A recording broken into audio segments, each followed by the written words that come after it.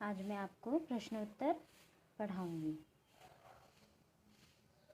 चीनू की गुड़िया पाठ का नाम है और ये पाठ मैं आपको समझा चुकी हूँ। आज हम इसके प्रश्न उत्तर देखेंगे। सबसे पहले देखो यहाँ पे क्या लिखा है। प्रश्न 1 लिखा है, बोलकर पढ़े और अंतर समझें। देखो क्या है, झूला झूला। ऊ की मात्रा और ऊ की मात्रा, छोटी ऊ की मात्रा, बड़ी ऊ की मात्रा, है ना। मात्रा मात्रा का अंतर समझने का है। अब देखो सुर सुर, इसमें छोटी ऊ की मात्रा, इसमें बड़ी ऊ की मात्रा। देखो जूता जूता। सुख सुख। लेकिन ये सुख और ये सुख में से सही शब्द कौन सा है? सही शब्द में बड़ी की मात्रा लगती है कि छोटी की?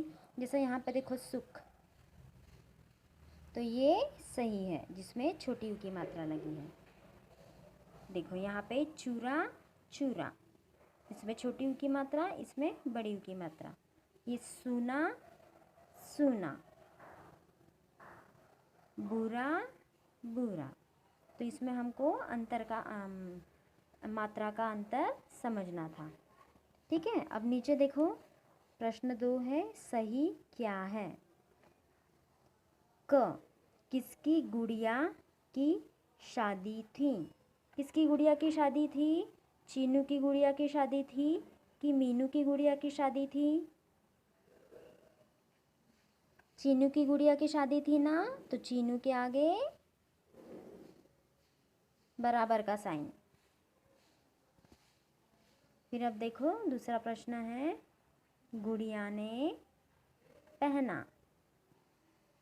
गुड़िया ने क्या पहना था? गुलाबी लहंगा पहना था कि लाल लहंगा? क्या पहना था चीनू की गुड़िया ने? गुलाबी लहंगा।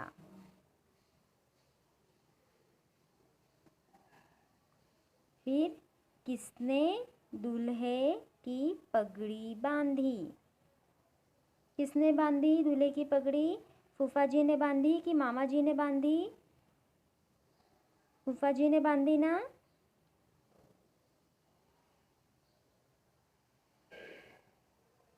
अब क्या है, दूल्हे ने किसकी माला पहनी? पीले गुलाब की पहनी कि लाल गुलाब की? लाल गुलाब की। लाल गुलाब की माला पहनी। अब देखो नीचे है, चीनू की गुड़िया कहाँ चली गई? कहाँ चली गई चीनू की गुड़िया? ससुराल गई कि घर गई? चीनू की गुड़िया ससुराल गई।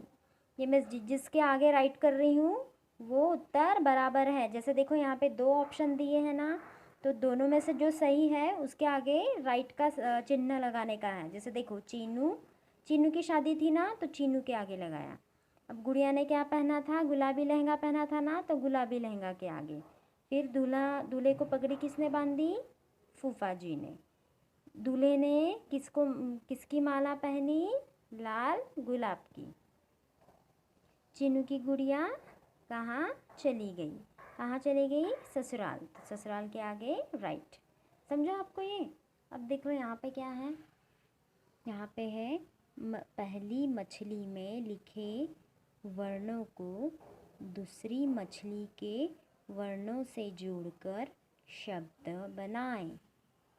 क्या बोला है? देखो यहाँ पे 2 मछली दी है और इसमें वर्ण दिए हैं, शब्द दिए हैं, तो ये दोनों को जोड़ के हमको यहाँ पे शब्द बनाने हैं। जैसे देखो एक इन्होंने बना के दिया है, सुबह। ढूंढो अब। देखो ये यहाँ पे बह देखो अभी कहाँ है, ये देखो सुबह हो गया, ये सुबह। उसके बाद हम ढूंढेंगे, ये देखो गुलाब हो गया ना, गुलाब।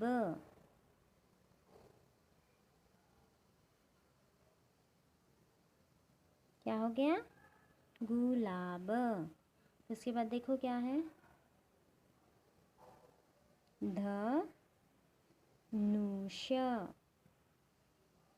धनुष,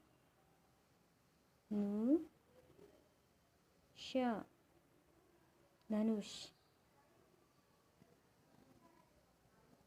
अब देखो फुलवारी,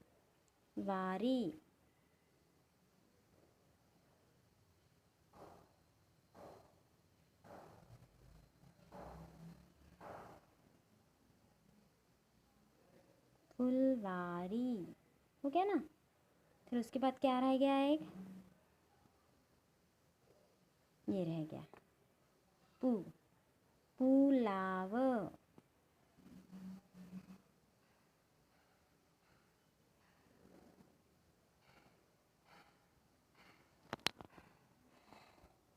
हो गया ना। देखो सुबह, गुलाब, धनुष, फुलवारी, पुलाव। तो ये शब्द यहाँ पे हमने इसमें से ढूंढ के लिखे, ठीक है। अब देखो नीचे क्या है,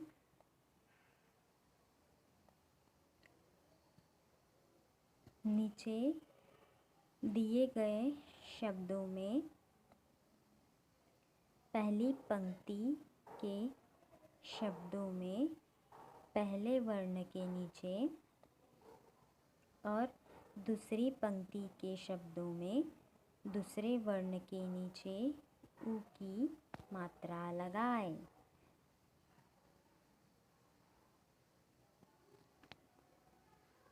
देखो यहाँ पे कुछ शब्द दिए हैं और उन शब्दों में हमको उ की मात्रा लगानी है। जैसे देखो ये उ की मात्रा यहाँ पे बनी हुई है। अब उदाहरण मतलब एक उन्होंने हमको करके बताया है। तो देखो टूट, अब ट को उ की मात्रा लगा दी। देखो ये लाल अक्षर में दिख रहा, मात्रा लगी है, क्या हो गया टूट। अब देखो क्या है धप, तो कैसे करेंगे हम, धूप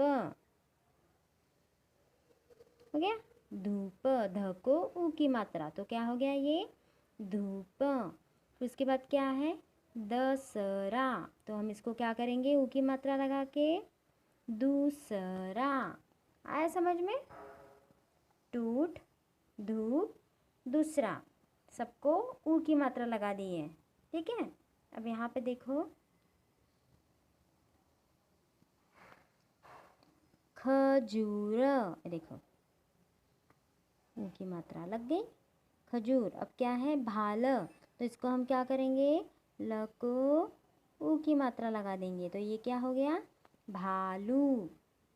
फिर यहाँ पे देखो काज लिखा है, हम ज को क्या करेंगे उ की मात्रा लगा देंगे, क्या हो गया काजू।